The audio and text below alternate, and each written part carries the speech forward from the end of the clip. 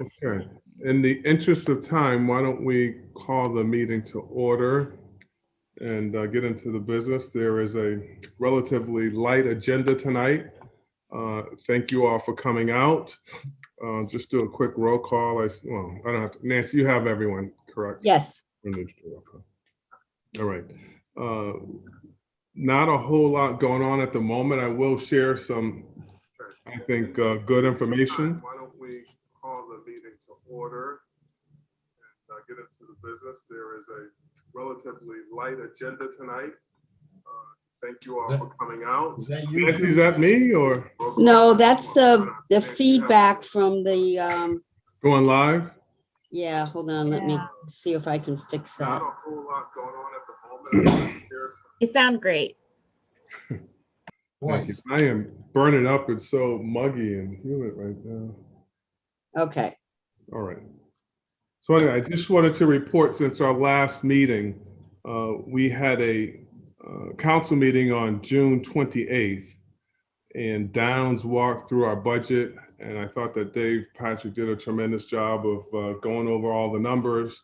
We had a lot of clarity with respect to the budget, and the council, for the most part, I thought was satisfied with the presentation, comfortable with the budget. On July 12th of this week, Monday night, there was a public hearing, and the bond project resolution passed unanimously by the council. So we are well on our way, and just a lot of wonderful things happening. Elizabeth will probably report on this, but we sent in our letter of intent to the state, and the next deadline would be the state grant application, which I believe is due on September 1. And we don't have Downs tonight or TSKP. There are no new renderings or anything but the design, but we will be meeting with TSKP and hopefully getting some more information from them in the next meeting or two. I'm going to ask for approval of the minutes from June 16. A motion. Bob Berman, motion, and Lois with a second. Any discussion on the minutes? Yeah, there are a couple corrections I noted. Under old business, it says seconded by Lois Hager, and the word man is in there, needs to come out. The word what, Bob? Man, M-A-N. Okay. Yep, got it. And on the public comments, asked about solar panel angels, he said angles. The angle at which the solar panels are going to be placed. Oh, instead of angels? Yeah. Got it. I like the angels. I do too. And one typo on the very first line with the date. June should be June 16. What's that one? Got it. All right. Anything else? Okay. All those in favor with the noted revisions, please signify by saying aye or raising your hand. Aye. Aye. Any opposed or any abstentions? Great. Hearing none, the motion carries. New business, committee updates. Maxine, external survey and outreach. I have no new information to share at this time. Okay, thank you. Leah, programming and space planning. We have not met since our last LBC meeting, but the committee at large is still working on a report. And thank you everyone for your contributions to that. Hopefully we should have that in the next few weeks. So that's it. Thank you. Okay. Mark, construction manager. No report, Mr. Chair. Okay. Mark, I did receive an inquiry. Any ideas on when we might begin the process for going out? I don't have a firm date. I think it's relatively soon. We were waiting to get through the hurdles of town council, which is pretty much passed now. I'll review that town council schedule with Nancy and see what makes sense in terms of getting started, but I would imagine it's within a month. Okay. Within a month. Okay, great. Elizabeth with the library director's report. Thank you, Greg. As you stated, we did submit the letter of intent to the State Historic Preservation Office. I followed up with them today, and I will report at our next meeting what I hear back. I wanted to note that we had a lot of water issues at both McMahon-Wittenberry and Prosser over the past 2 weeks. Interestingly, Elsa was not the big deal. It was the storms prior to that. And we had new leaks at both locations. And again, this is an ongoing problem. Our normal operations include water. So when we have extra water in storms and extra precipitation, we feel it. And I would also like to note that it's not just my department that deals with this. It's also Public Works. And I recently learned that the police also monitor the situation at Prosser. The library board is finalizing the strategic plan. It is done. We are just waiting for one slight edit in terms of clarity, but the content is ready to go. And that was a key part in making sure we're able to be ready to submit for the construction grants to the state library. The town council voted to offer the position of town manager to Stanley Hawthorne. The appointment is conditional depending on background checks and the preparation and acceptance of an employment agreement by the town and the applicant. We're very excited about that. And I also wanted to let everybody know that we are in the 4th week of summer reading. And as everybody here is serving on the library committee, I feel it is important that you participate in one of our Hallmark programs. It's funded by the Friends of the Library, and all you need to do is stop in one of our locations to sign up. And you'll get immediately a Bloomfield Public Library lunch bag. This is it folded up. And we have something for everybody. So again, I invite everybody to participate in library programming. It'll help you be better informed of everything we need to operate as a successful system. And that's it from me. Thank you, Greg. Yep. Any questions or comments for Elizabeth and her report? Can you tell us anything about Stanley Hawthorne? Yes, he is from Florida. I know that Heidi from the library went to the meet and greets for the candidates, and she found him to be the most favorable candidate of the bunch. She found him experienced, prepared, polished, and enthusiastic. So I know that she was delighted when she found out that Stanley was the chosen candidate.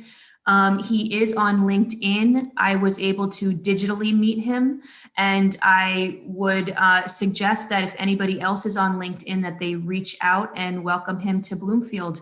He has been active in terms of listening at town council meetings, and I've heard he's been present digitally at other meetings as well. So I think he already has a bit of understanding about what's going on in the town, and I know he knows about the building project. Thank you.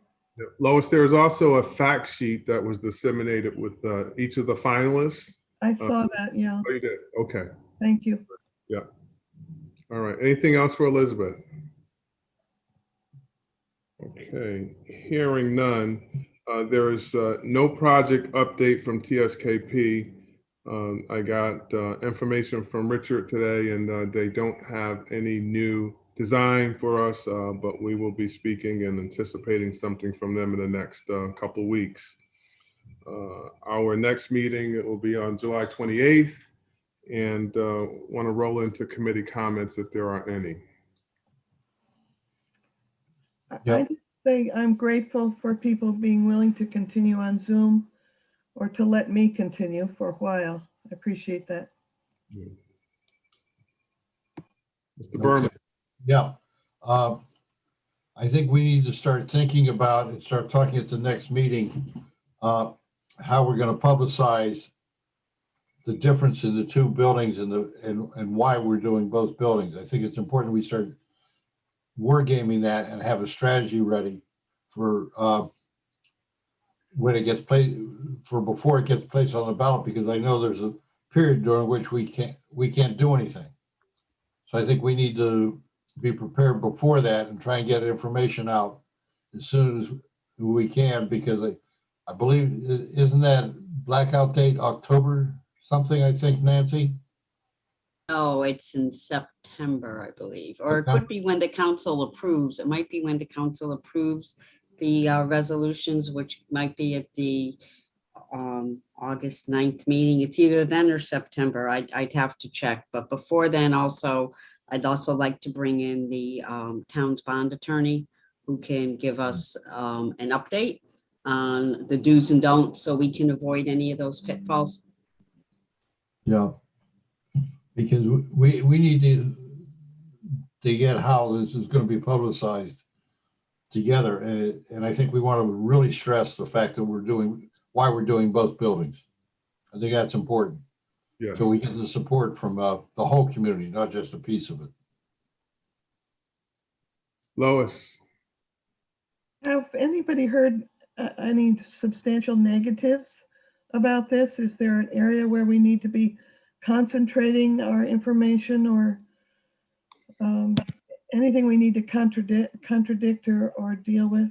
yeah, Lois, I would say during the public hearing the other night, there wasn't a lot of negative information, but there were some constructive concerns about the schematics.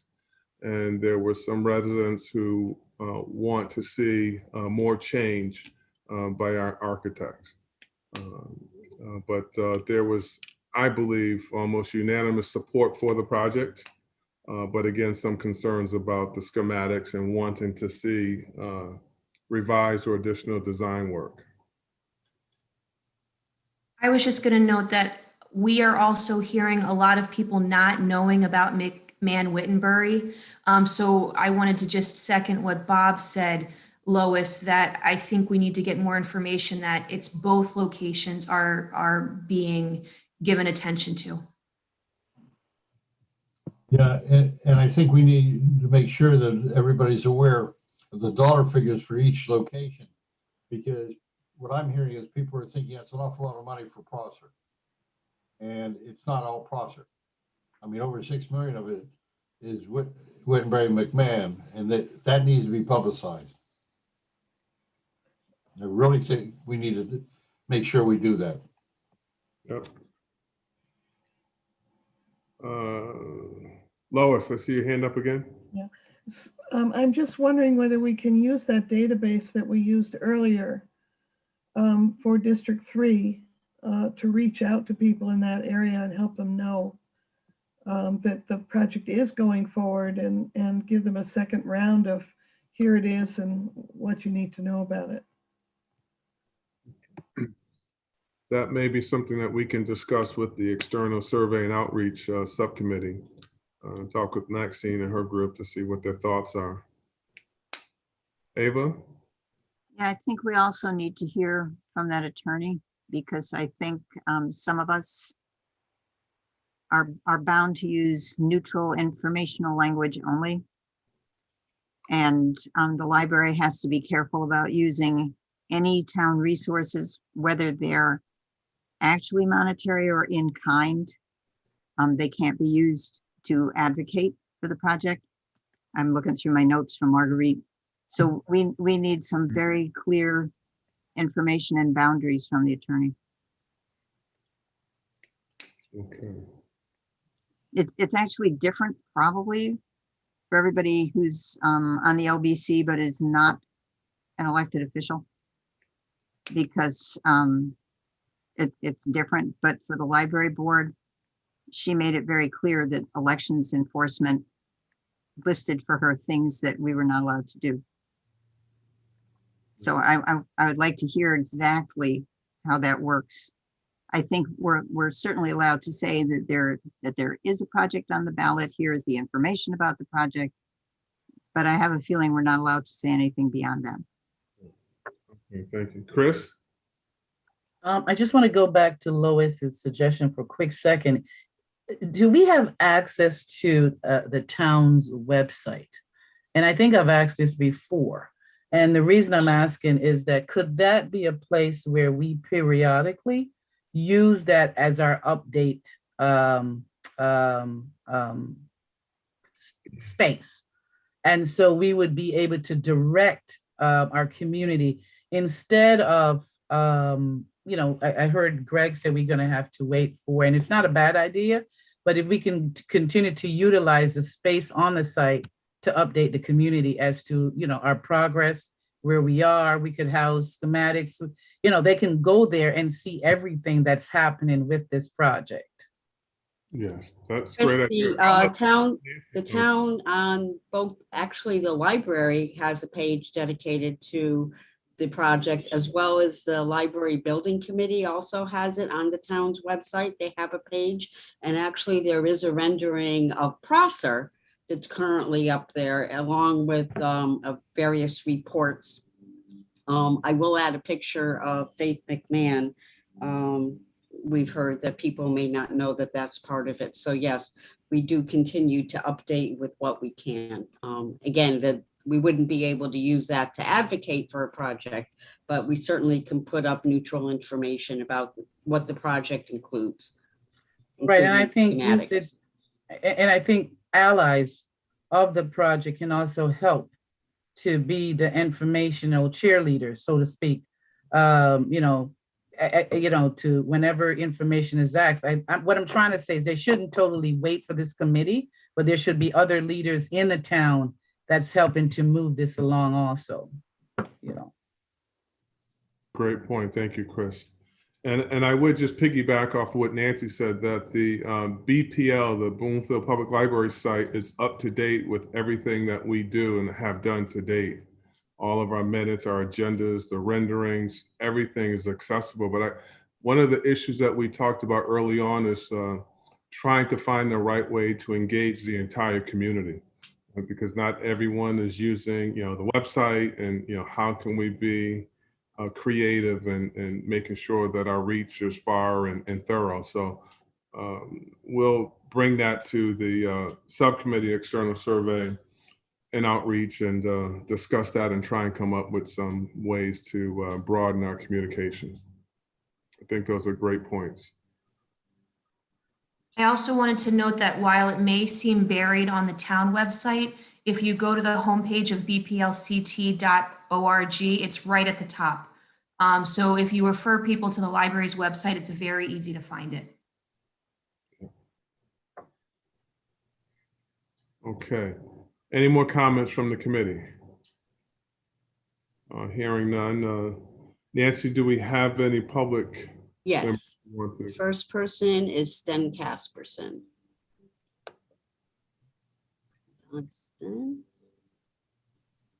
Okay, Sten, you can unmute yourself and go ahead. Good evening, everybody. Greg, you have a nice short meeting here. If you'll indulge me, I just have two things following up on items that have been spoken. I had asked, recommended, suggested side views of the building to be put together by TKSP in addition to the one schematic rendering that they have.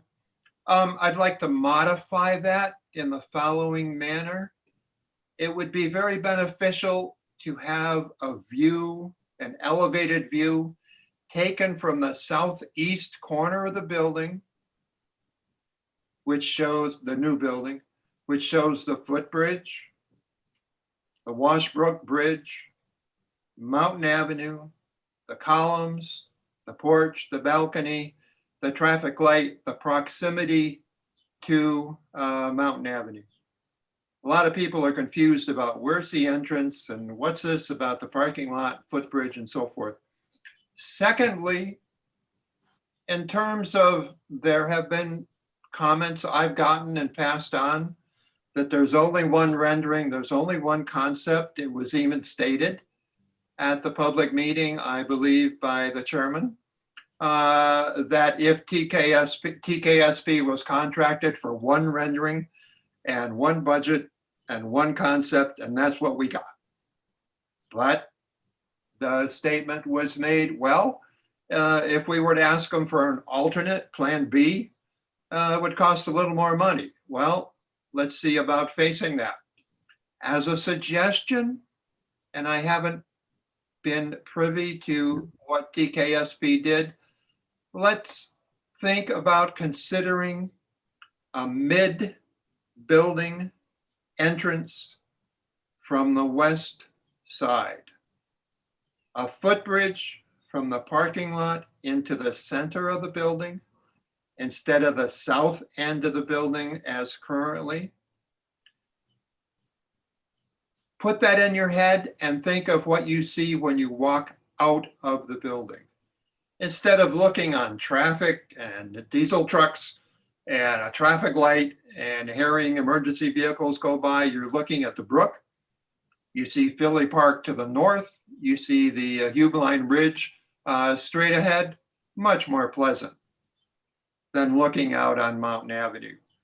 And then to follow up on that, consider a pedestrian entrance from Tungus Avenue so that people driving on Tungus, when they get there, they're stuck in traffic, they look, they see a door. It looks inviting. Oh, maybe that's the new library. I heard about that. Let's take a look at that. In terms of the columns that TKSB loves from the Congregational Church, okay, well, put some of those columns at that front pedestrian entrance. It's just a thought. I'm not on the path of saying go colonial, although I like that, but I am on the path of saying, hey, I've been working at that south side of Prosser Library. You hear everything. You hear when the lights zing and tell people not to stop walking. You hear the diesel trucks when they're rumbling. You hear the cars when you go by. Not very pleasant. If you pass that on, perhaps something positive will happen. Thank you. Thank you. Next, we have Linda Pagani. Thank you, Nancy. Linda Pagani, 4 Guernsey Road. I just wanted to say what I said at Monday night's town council meeting. I do support the concept, the modern concept. And I think the operative word is concept, because really the only thing at issue right now is the money going, is the bonding going to be approved by the voters? So I've never stated my support in this forum. So I just wanted you to know that, yes, there are people in the community who do like the modern concept, who are open to different approaches. And the other thing I wanted to say is just to thank you for your hard work. I think you're doing a great job. Thanks to Nancy. Nancy, thank you for putting up the committee materials prior to the meetings. It's very, very helpful. So just wanted to add my support to what you're doing and just give a very brief opinion on where we are so far. Thank you. Thank you, Linda. Next, we have Ursula Dang.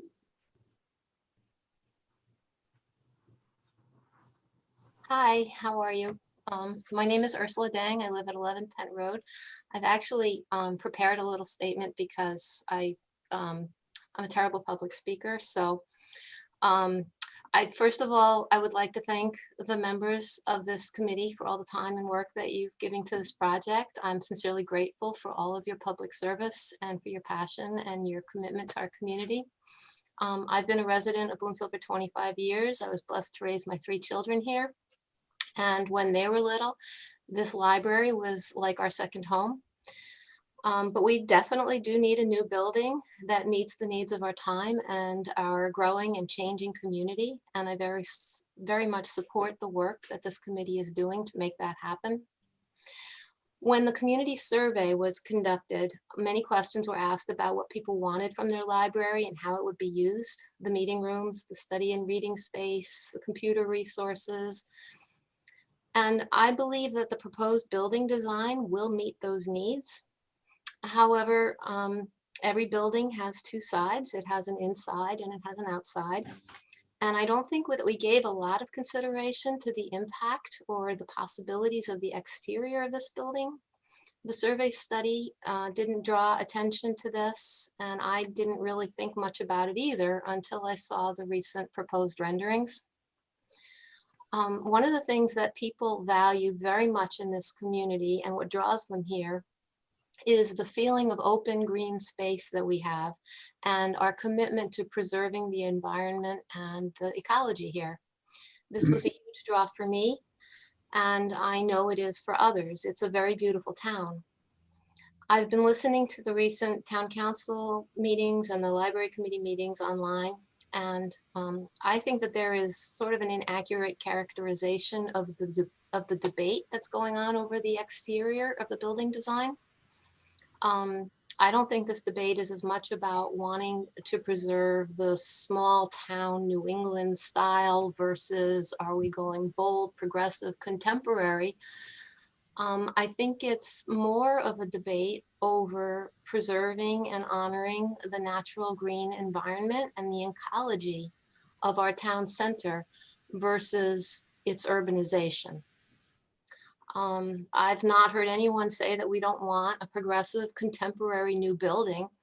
And in fact, architecture that reflects the importance of our environment is about as progressive as it gets.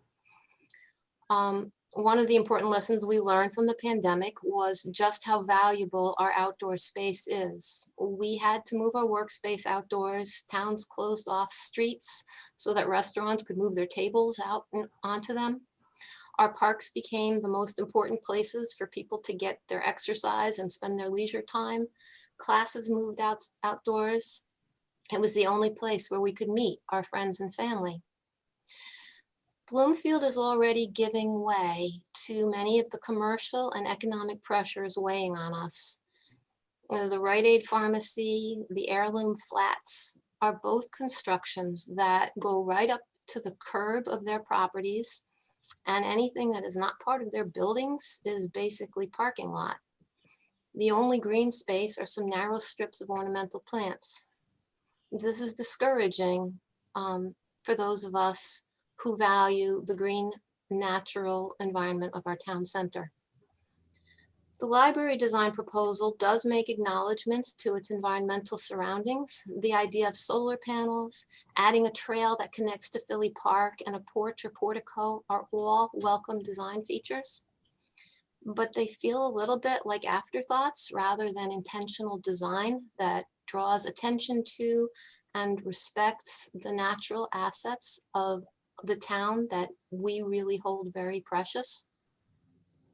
Some design considerations that I would like to see more of is that outdoor space can be used for meetings or story time with children, host animal presentations without having to worry about turtles peeing on carpets. I saw a picture just recently, I thought that was funny. But a place where we can sit and read a book on a summer morning, tables and chairs to enjoy that cup of coffee from the cafe, a place to meet a friend and chat, a place where kids can ride up their bicycles, or a path or a trail just to walk around the building. We have a lovely town green right across the street on the east side of the building. An outdoor space should draw our attention to it and allow us to enjoy that asset. The current location of the portico on the south side of the building overlooks the interfaith housing residences. We have a pretty little brook on the west side of the building that hosts all kinds of birds and wildlife. With a little landscaping and TLC, this could also be a lovely focal point of the building and a place to sit on a nice day or even hold meetings or other activities. Currently, that seems like more of an interference to be designed around. The parking lot design, and someone else just spoke to this as well, and I'd like to reemphasize that speaking as from the experience of a mom, if the library is busy and I have to park on the northern end of the parking lot and I have 3 little kids in tow and an armful of book returns on a rainy December day, and I have to walk all the way to the south of the lot, cross over a bridge and walk up the south side of the building to get to an entrance, I will probably be very frustrated. My kids will be crying and the books will be soaked. So we should consider how to shorten that distance. I like the idea of the bridge being central to the parking lot and leading directly to an entrance on the lower level under that carport. I would even say that we might consider making a bridge one that cars can go over, so that you can move from the carport to the other side of the brook without having to get on and off of Mountain Avenue.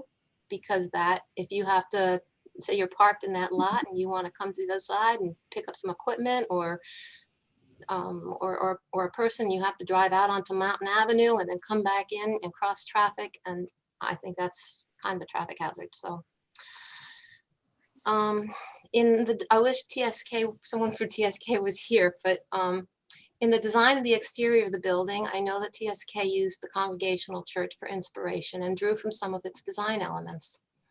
And while the Congregational Church, and I'm a member of that church, so I mean, I love that church, but while that church may project a quaint New England charm for some, for others, it represents more of a political power structure that was once authoritarian and not very tolerant of diversity of thought or ideas or culture. It's a heritage and a legacy that some of our congregation members would actually like to disassociate themselves with. Hence, you see a new butterfly logo all over town now, as opposed to the old logo, which used to be a picture of the building. So I think if you're looking to other buildings in the community to blend in with, I don't think the Congregational Church is the best choice. So far, I've heard only praise for the Wintonberry branch design, and I agree with that praise. I think it's a lovely design. Maybe the Prosser Library could be more consistent with that design. Yesterday, I drove down to Hartford to look at the Hartford Public Library branch on the corner of Park Street and Broad Street that TSK also designed. It's a beautiful building. I think that something along that style would also be lovely in our town center. That building, of course, is in a very urban area and it has absolutely no green space whatsoever, but it would fit nicely in a green environment. Our high school media center is also a very beautiful design, and it takes advantage of and it draws attention to the lovely green courtyard within the center of Bloomfield High School. So, and finally, our human services building also came out very nice. And I know that that's a different architect, but I think the community in general is very pleased with it. And it is also has design elements that I think the community would be more in support of. So I would hope we could take some inspiration from some of these designs. I hope it's not too late to get some different design ideas on the table. It hasn't been that long since the design was proposed. So I hope it's not too late, and I hope that we can still have conversations about that. Thank you. No one else has their hand up. Okay.